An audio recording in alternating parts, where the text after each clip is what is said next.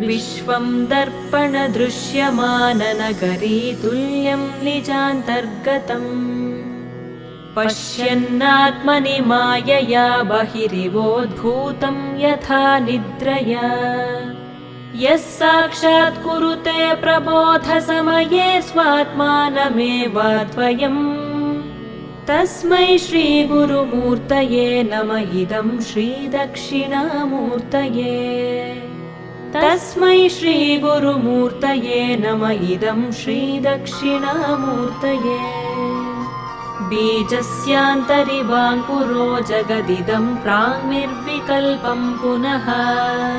मायाकल्पितदेशकालकलना वैचित्र्यचित्रीकृतम्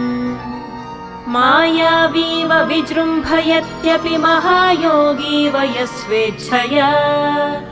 तस्मै श्रीगुरु